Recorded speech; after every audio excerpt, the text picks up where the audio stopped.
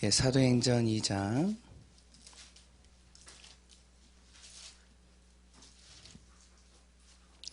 1절부터 4절까지만 우리 이렇게 합독하겠습니다. 사도행전 2장 1절부터 4절까지만 우리 보겠습니다.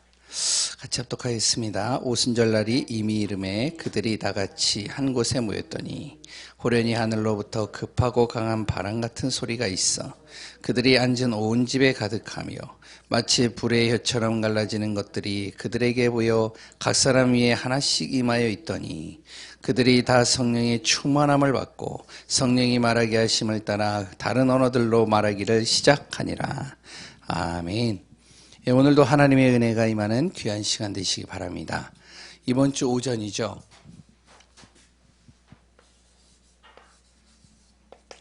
참된 감사를 회복해라. 감사하시나요?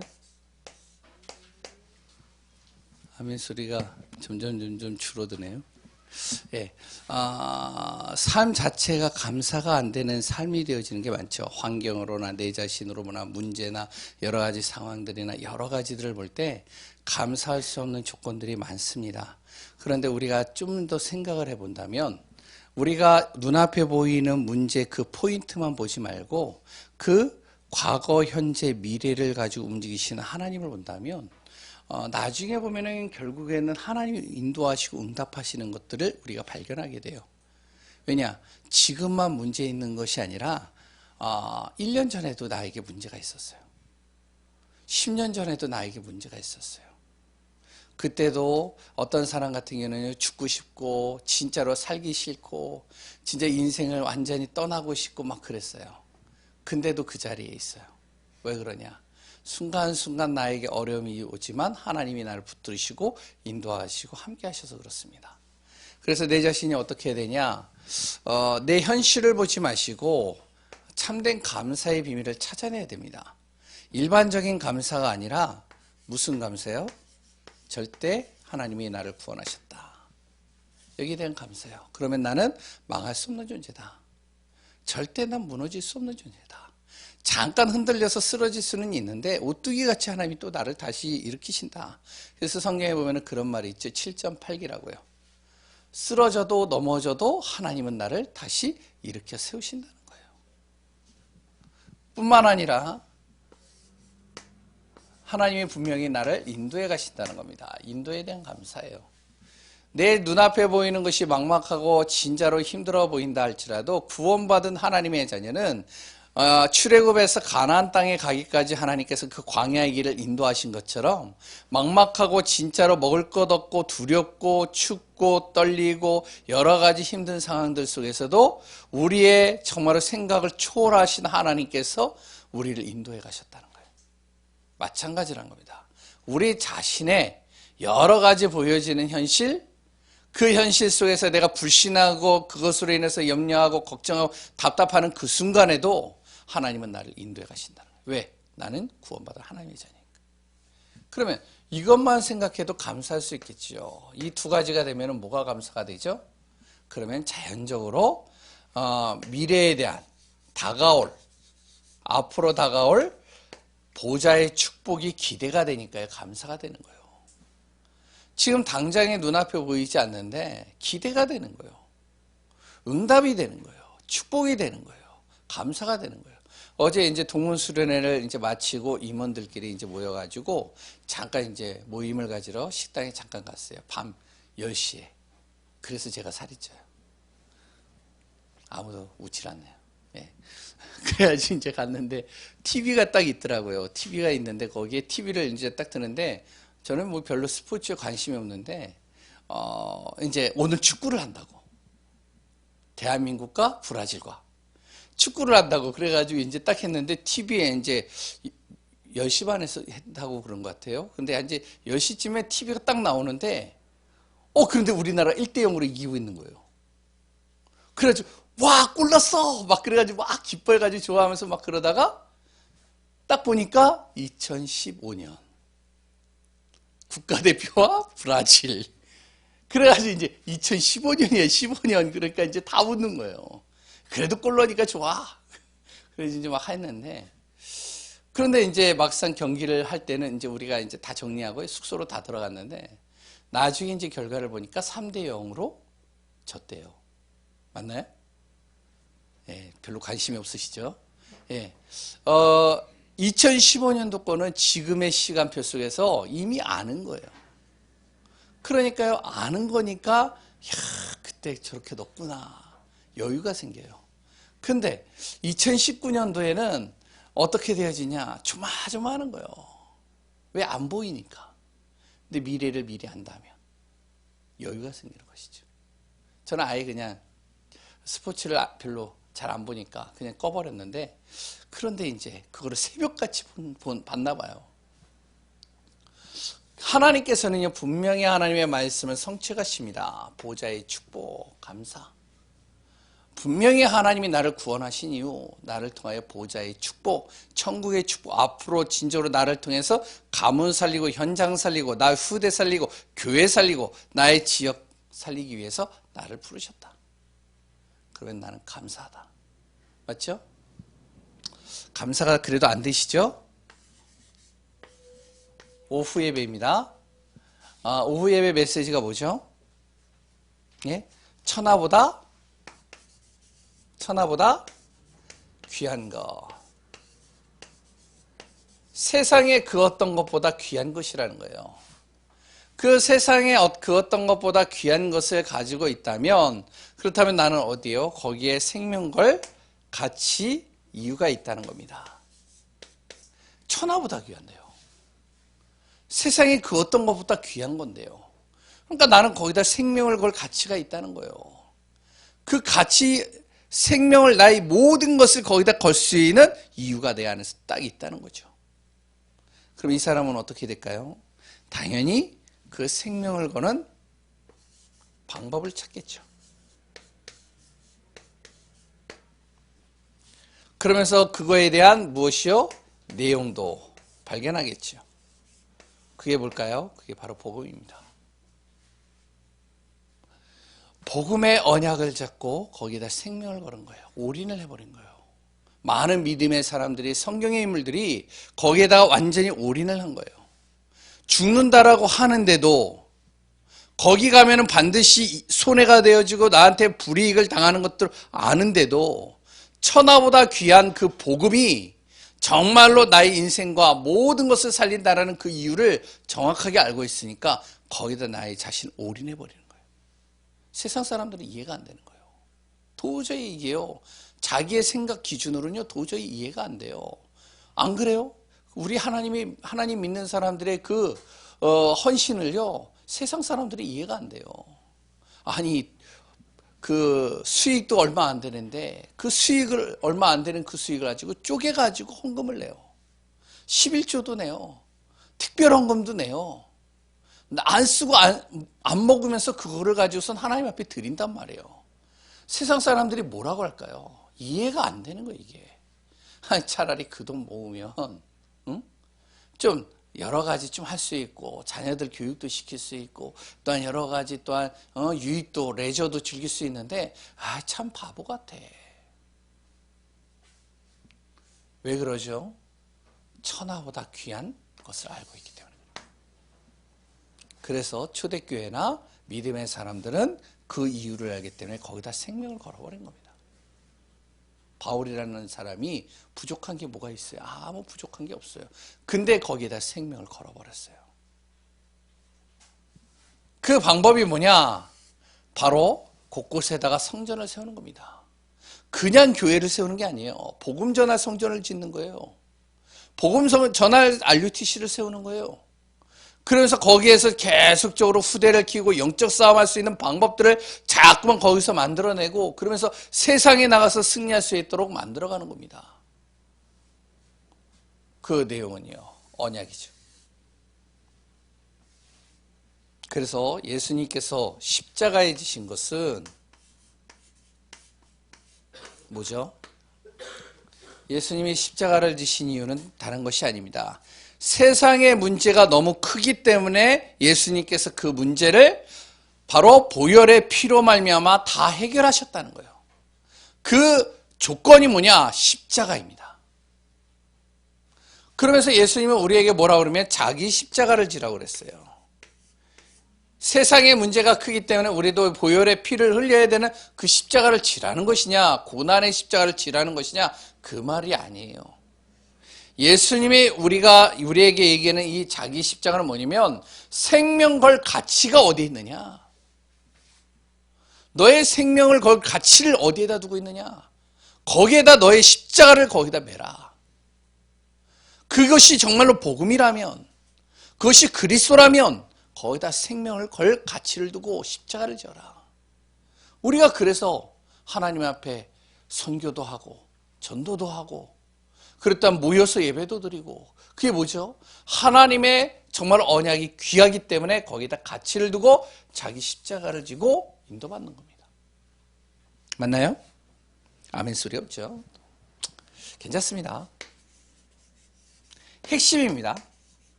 그래서 우리가 뭘 해야 되냐면 점검을 해야 되는 거예요. 이게요, 말씀이 딱 연결해 보면 기가 막혀. 그래서 나를 점검하라는 거예요. 내 입에서 아멘 소리가 안 나온다. 내 입에서 정말로 저것이 정말로 믿어지지 않는다. 저것이 기대가 되지 않는다. 저것이 나에게 다가오지 않는다. 점검해 보라는 거예요. 저게 나한테 기대가 되고 저것이 정말로 내 안에서 다가온다. 점검해 보라는 거예요. 뭘 점검하죠? 첫 번째, 영적 상태요. 내 영적 상태 점검하라는 거예요. 학원 복음의 메시지죠. 그러면서 무엇을? 내 자신의 기도를 점검하라는 거예요. 정말로 기도가 되고 있느냐. 그리고 또한 무엇을 점검하느냐? 내 안에 정말로 말씀이 있느냐. 하나님의 말씀, 언약의 말씀, 생명의 말씀이 있느냐. 어떤 분은요, 매일같이 말씀을 듣는데요.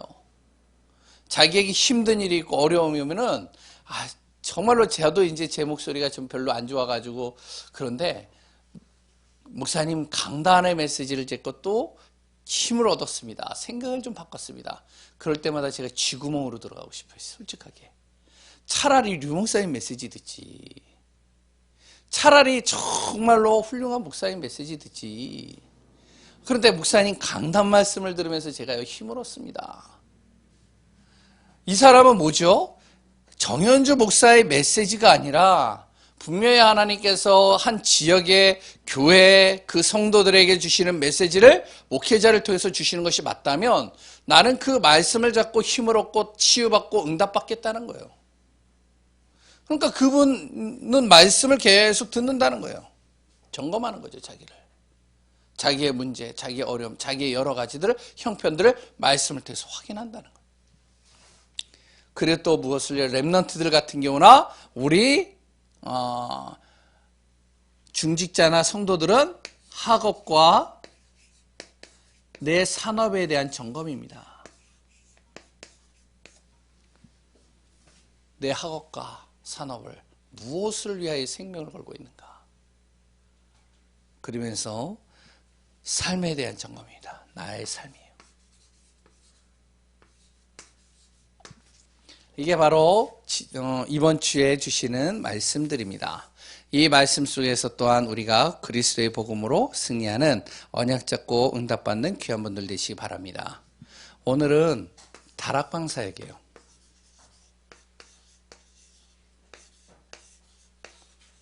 우리가 다락방 훈련을 받고 일단 복음의 언약을 잡고 지금까지 30년 이상을 달려왔습니다. 사람마다 다 연수는 좀 다르겠지만요. 그래서 오늘은 좀 가장 기초적인 것들을 좀 같이 계속 나누고 있습니다. 사도행전 2장 1절에서 47절. 지지난주에는 무엇을 다락방 하기 전에 전도에 대해서 얘기를 했고요. 지난주에는 5가지 힘에 대해서 얘기를 했습니다. 오늘은요, 다락방 사역이에요. 그것을 이야기하기 전에 237개 나라를 요새 류 목사님과 우리가 계속적으로 얘기를 하고 있습니다. 237개 나라가 뭐냐면 바로 세계 복음화를 하는 나라 숫자예요. 물론 더 많겠지만 공식적으로 정해진 숫자가 한 237개 정도 되네요. 그래서 237 나라를 살릴 정말로 세계복음화 할 이 속에 있는 나, 이 속에 있는 우리 교회, 이 속에 있는 우리 단체입니다.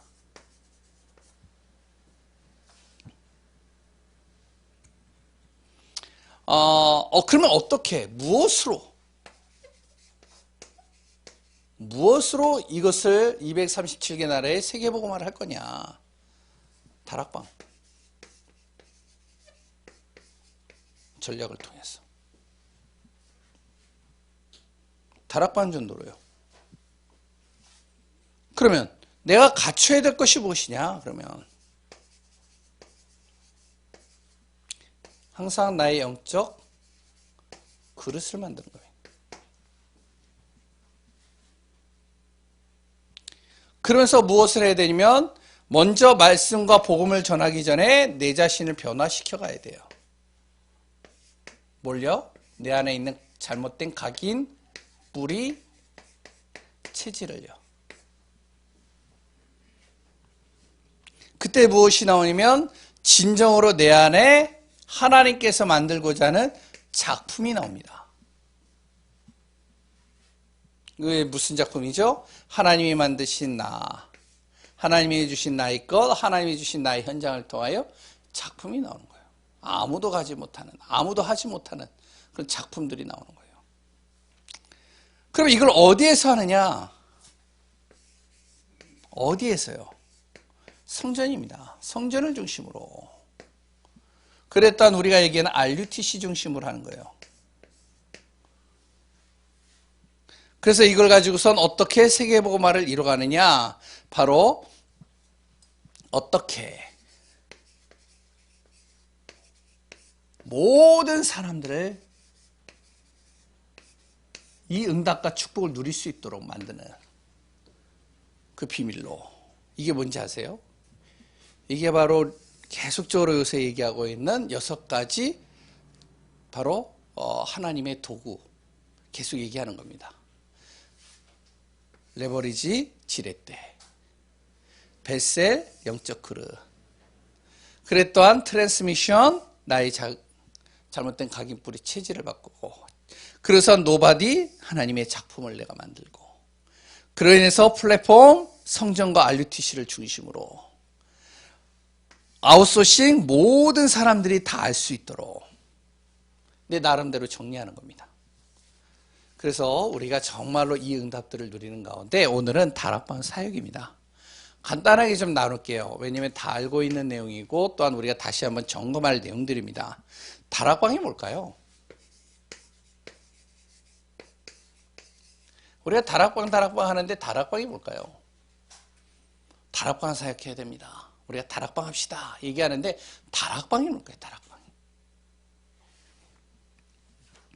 다락방이란 건요, 구원받은 하나님의 자녀가 복음으로 답을 내리는 거예요.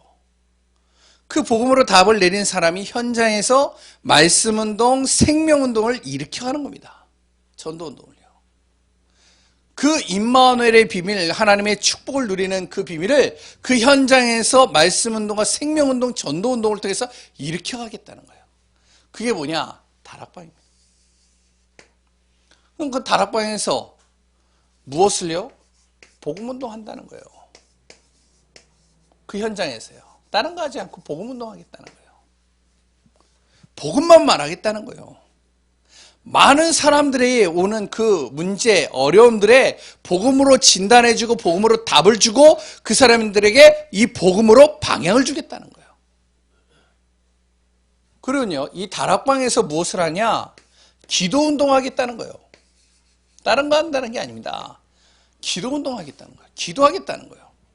뭘 놓고 기도하죠? 실제 그 사람의 문제를 놓고 같이 그것을 놓고 기도하면서 응답받도록 기도운동 하겠다는 거예요. 현장에서요. 질병에 있는 사람은 그 질병에 있는 사람 찾아가서, 영적인 갈급한 사람은 그 집을 찾아가서, 가정 문제에 있는 사람은 그 가정 문제에 있는 곳으로 찾아가서, 심지어는 어떠한 이제 병원이나 아니면 어떠한 지역이나 학교나 그 현장에 정말로 흑암과 어둠이 잡혀져 있어서 그 사람들에게 문제와 어려움이 심각하다면 그 속으로 찾아 들어가서 무엇을 하냐? 그들의 문제를 가지고 같이 기도하고 하나님이 주시는 응답을 확인하고 그 안에서 현장에서 힘을 못 도록 만드는 그것이 이제 다락방 운동입니다. 세 번째는요, 전도 운동입니다. 다락방이 뭐냐? 전도 운동 하겠다는 거예요. 뭐죠? 우리가 교회 안에서는 은혜를 받는데요. 일주일에 단 한 번 주일날 예배 드려서 은혜를 받고 현장으로 딱 나가면 어떻게 했냐? 6일 동안 세상과 싸워야 돼요. 그 세상의 현장이 뭐죠? 흑암의 현장이에요. 그 세상이 어떠한 현장이죠? 정말 그 현장이요, 복음으로 답을 내리지 못하는 많은 흑암과 어둠이 깔려있는 현장들이에요. 사단의 속임수가요, 12가지 전략을 가지고 사람들을 속이는 그 전략 속에 있는 것이 바로 우리의 현장입니다. 그러다 보니까 많은 사람들이 그 현장에서 갈급해 있는 거예요. 이 사람들을 어떻게 해요? 정말로 복음으로 살리는 운동하자. 전도 대상자들 품고, 그래 또한 그 현장에 있는 영혼들 품고 같이 그 사람들을 놓고 기도하고 그 사람들의 전도 대상자들을 놓고 기도하면서 그 사람들에게 지속적으로 말씀 전하러, 복음 전하러 가자. 이게 다락방 운동입니다. 가장 간단하게 얘기하면 이렇다는 거예요. 두 번째, 그냥 다락방 사역하기 이전에 갖춰야 될 것이 있어요. 갖출 것. 우리가 다락방 한다라고 하시는 많은 분들도 있고 여러 사람들이 있는데 여기 계시는 분들은 다 잘하고 계시겠지만, 근데요, 그 다락방 하기 이전, 다락방 할 때 갖출 것이 있어요. 그것이 무엇이면 사역자입니다. 복음 전하는 사역자죠. 이 복음 전하는 사역자가 복음으로 결론이 나야 돼요. 내가 말씀을 주는데 복음으로 결론이 안 나면 자꾸 다른 말 하는 거예요. 그래서 먼저 무엇이냐면 정말로 다락방하는 그 사역자가 복음으로 결론이 나 있어야 돼요. 바로 요한복음 19장 30절, 그리스도면 다 끝났다. 그리스도 안에 모든 게 다 있다. 그리스도 안에 인생의 모든 문제가 해결된다. 복음으로 결론 나야 돼요. 그래 또한요, 다락방 할 때 갖춰야 될 것이 무엇이면 사명자입니다. 이 사명자는 뭐냐면 전도에 대한 가슴이 있는 사람.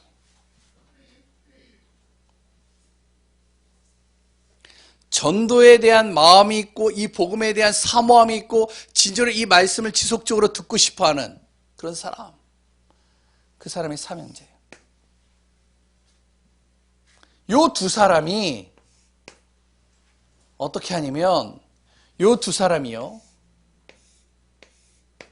현장에서 시간을 정하고 그래 또한 장소를 정하고 그래 또한 복음 전할, 전도할 현장을 딱 정해가지고요 지속하는 겁니다.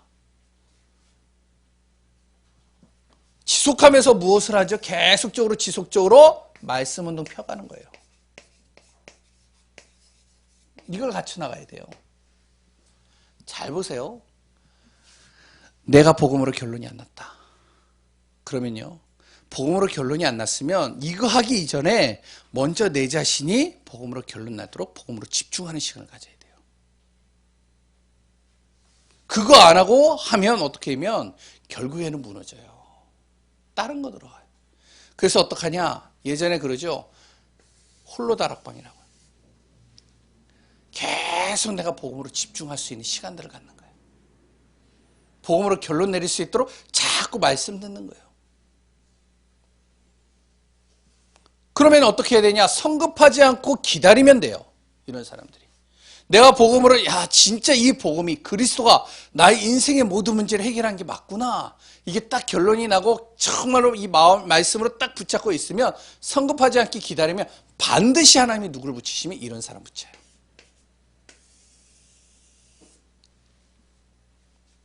만약에 이런 사람이 안 붙는다, 내가 복음으로 결론 났는데, 그러면 이 사람은 어떻게 해야 되냐?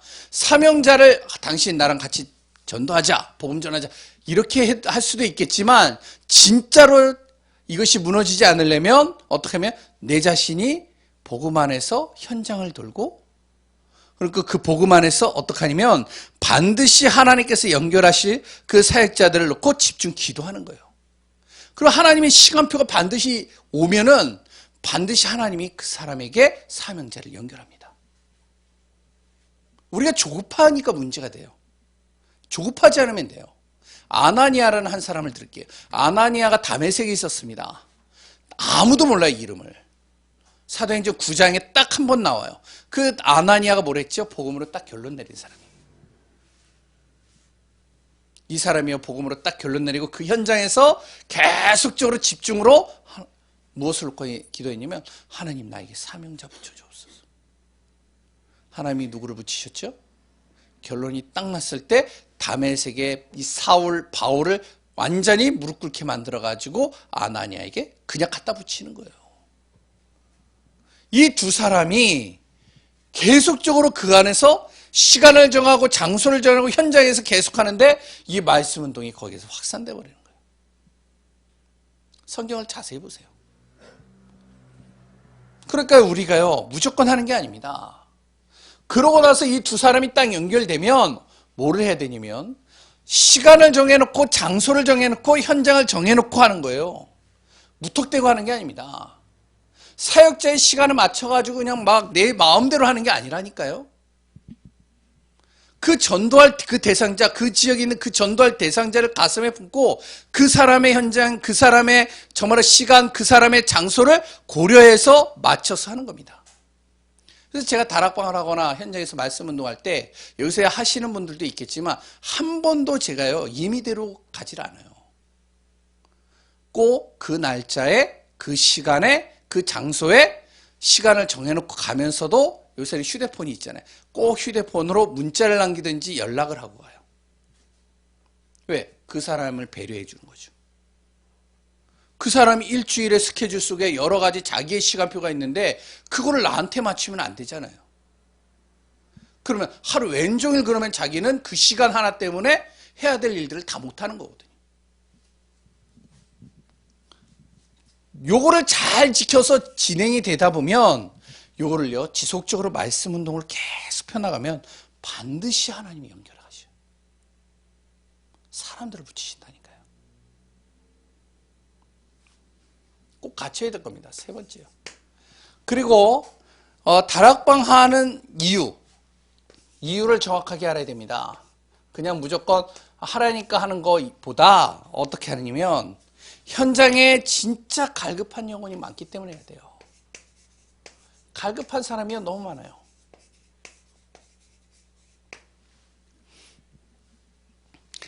진짜 우리는요 복음을 많이 들었으니까 이 복음이 이렇게 쉽게 막 와닿고 막 그러지 않지만 현장에 많은 기존 신자들과 많은 불신자들, 많은 사람들 답을 몰라가지고 굉장히 갈급해가지고 그 영혼이요 완전히 무너진 영혼들이 굉장히 많이 있습니다. 조금만 길을 가르쳐주면 되는데 그 길을 가르쳐주는 사람이 없단 말이에요. 그러니까 어떡하냐, 갈급하니까 힘들어가지고요. 그러다 보니까 어떤 사람은요 그걸 너무나도 이제 심각한 상황에 갔다가 어떻게 보면 완전히 이제는 돌아오지 못하는 강을 건너기도 하고요. 심지어는 굉장히 무너져가지고 완전히 피폐해져가지고 완전히 나락으로 떨어지는 인생이 돼버리기도 하고요. 갈급한 영혼들이 많아요. 우리 주위에요. 그래서 우리가 이거 해야 되는 겁니다. 두 번째는요. 왜 다락방 사역을 해야 되냐? 지금 현장이요. 영적으로 흑암지대고요. 재앙지대이기 때문에 그렇습니다. 잘하든 못하든 그래서 다락방을 해야 되는 거예요.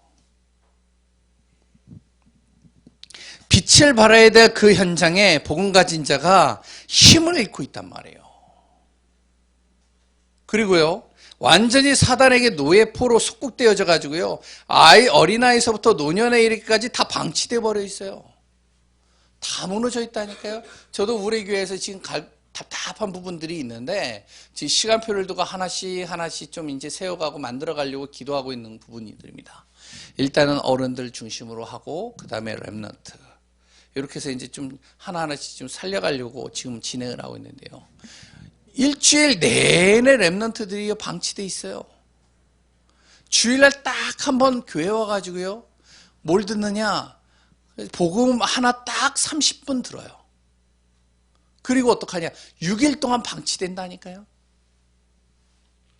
조금만 가서 건드려 주거나 가가지고 기도해 주거나 아까 얘기했잖아요. 가가지고 조금만 해주면 되는데 그걸 해줄 수 있는 사역자가 없단 말이에요. 곳곳에. 우리 교회는 그래도 사역자와 이런 가슴이 뜨거운 사람이 있는데 일반 교회나 다른 교회들은요 거의 못하고 있어요. 제가 오늘도 어떤 현장에 딱 가가지고 이제 말씀을 이렇게 전하는데 이제 목사님이 와가지고 예배를 드리니까 깜짝 놀랐나 봐요. 왜? 목사님이 이 현장에 와서 예배를 드려? 이해가 안 된다는 거예요. 근데 오늘 현장만 그런 게 아니에요. 제가 학교 현장이나 랩런트 현장들을 쭉 옛날에 이제 부교육자 때 가보면 항상 그 사람들이 얘기하는 거예요. 그 부모님들이나. 왜?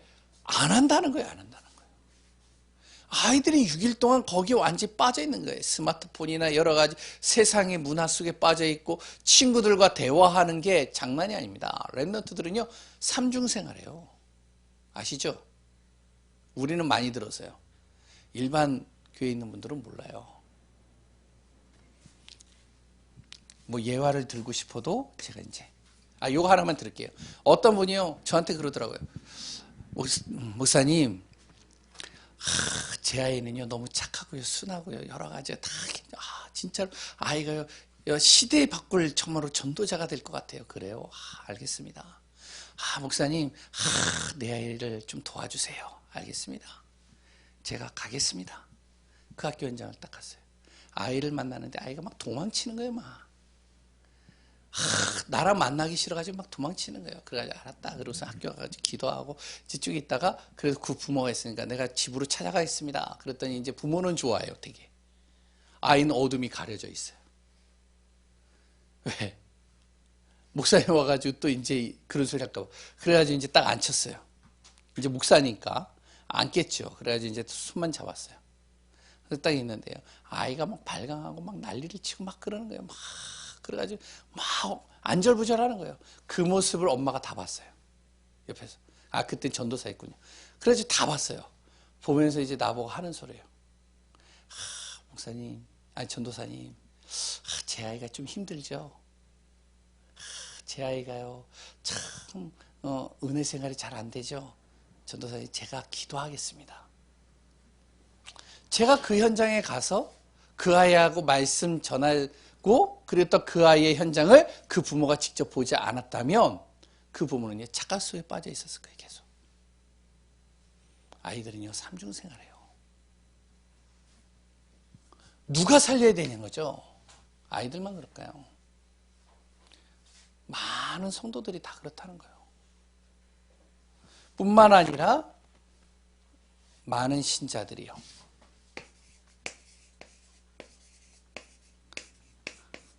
정확한 복음을 모르니까 이단과 사이비로 빠져버립니다. 이단과 사이로 빠져가지고 하나님을 대적하는 자리에 서 있는 거예요. 지금 현장이 이렇습니다.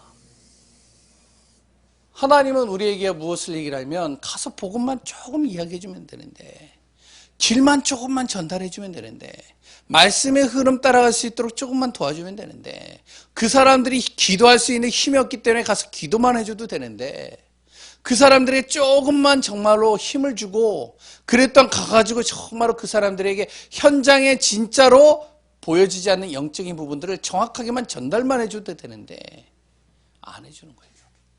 우리가 다락방 전략 이렇게 한다. 뭐 시간은 어떻게 해라. 그런 것도 다 중요하겠지만 진짜로 어떻게 하든지 우리가 제대로 이유를 알고 우리가 진짜 다락방이 뭔지를 정확하게 알고 한다면 어떤 일이 일어나는지 아세요? 네 번째 마지막입니다. 그 결과 이런 일들이 일어납니다. 우리가 틀리지 않게 하고 진짜로 바르게 성령적으로 진짜 진행한다면 사도행전 2장의 역사가 반드시 일어나게 돼 있어요. 제가 이제 동문들을 만나고 목사님들을 만나보고 여러 분들을 만나잖아요. 어제도 이제 화요 집회를 하고 났는데 그 화요 집회에서 이제 졸업자들 간증을 듣는데 제 간증이 하나가 이렇게 저한테 팍 와갖고 꽂혔어요.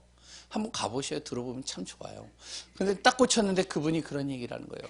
제가 졸업자로 섰는데, 그런데, 내 앞에 졸업자들과 많은 분들의 이야기를 정말로 나는 이제 그것이 동감이 된다고. 뭐냐면, 내가 한 것이 아무것도 없습니다. 하나님이 하셨습니다. 자기 입에서도 그 말이 나온다는 거예요. 나는 모자라고 부족한데 하나님이 나를 통해서 이루하셨습니다. 그분을 통해서 많은 현장들에 많은 사람들이 응답받은 거예요. 이분이 하는 말이에요. 자기 현장에서 자기는 아무도 없어서 복음의 결론 내리려고 그 중심 가지고 딱 기도 집중하고 말씀 집중하고 그 현장에서 시간 정해놓고 계속 했다는 거예요. 그런데 하는데 어떤 일이 일어나냐? 자기의 사업이 앉아있는 직업이기 때문에 그 자리에 한 사람이 붙는 거예요. 건설업 하시는 사장님이신데. 그게 어디냐면 이제 건설업 하니까 이제 직원이 있고 그 위에 이제 조그만 공간이 하나 있더래요. 단칸방이. 그래서 이제 그 방에서 이제 자기는 혼자서 이 집중하는 시간을 갖는 거예요. 그러니까 이제 사장님이 올라가가지고 그걸 하고 있으니까 사원들이 사장님 만나려면 어디로 가야 돼요? 예? 그 시간에. 글로 올라가잖아요. 올라가니까 이제 사장님이 뭐 하고 있느냐? 성경 펴놓고 그거 하고 있잖아요. 그러니까 이제 무심코 지나가는 사람이 있지만 와가지고 유심히 보는 사람은 자기 문제 얘기하는 거예요. 영적인 문제. 이분이요. 그러다 보니까 내가 그럼 거기에 대해서 잠깐만 이야기해 줄게. 답을 주는 거예요. 이 사람이 답을 얻어버려요. 답을 얻고 내려가고 또 한 사람이 와서 또 답을 얻고 내려. 그래서 한 사람 한 사람씩 해가지고 거기서 다락방이 형성돼요. 그래 이제 이 사람들이 또 다시 나가고 또 다른 사람이 들어와가지고 또 다락방이 진행돼. 그래서 이제 그걸로 연결돼가지고 또 다른 현장에 복음문이 열리고. 이분이 뭐라 그러면 나는 한 게 하나도 없습니다. 나는 그 현장에서 진짜 이거밖에 안 했습니다. 사역자가 이것만 가슴에 품고 했습니다. 하나님이 다 연결하십니다. 어떤 일을 하냐? 간단하게 얘기를 하겠습니다. 사도행전 2장 1절에서 4절. 뭐죠? 성령의 역사는.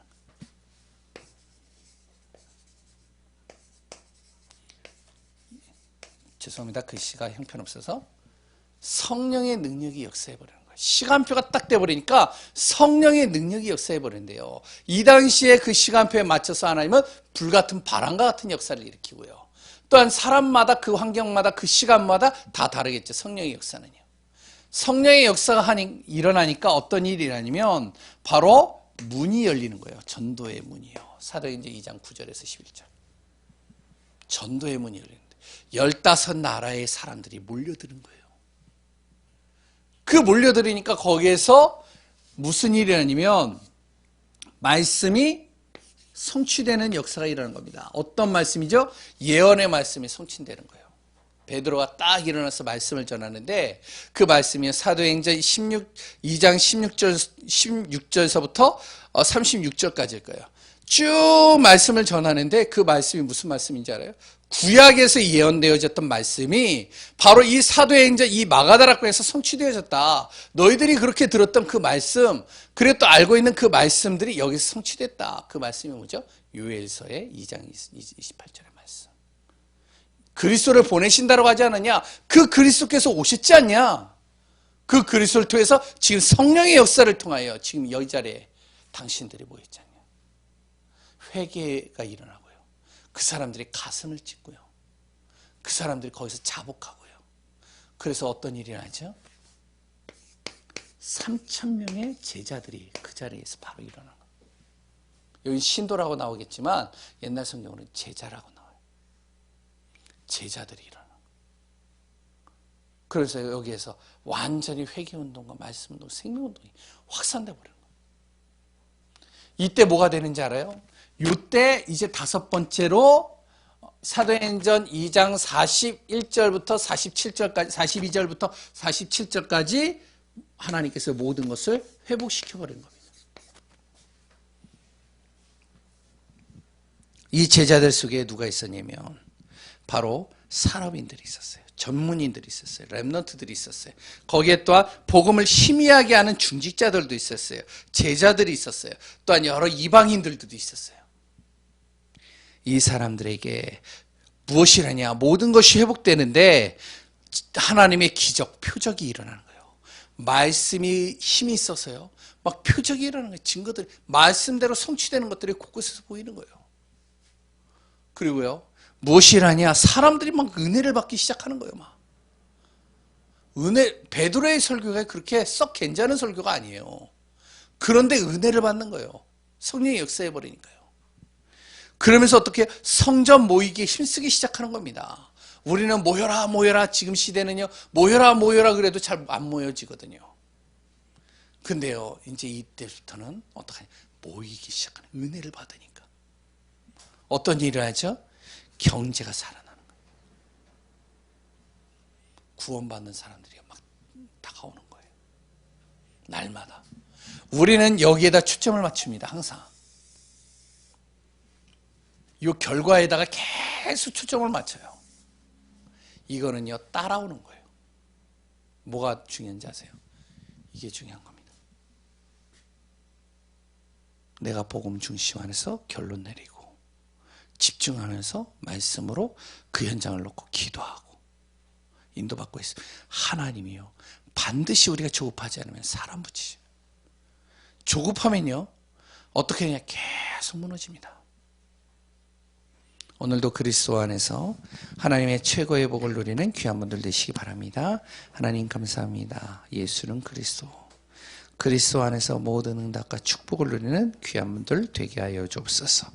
성령께서 강권적으로 역사하시고 인도하실 예수 그리스도의 이름으로 기도합니다. 아멘.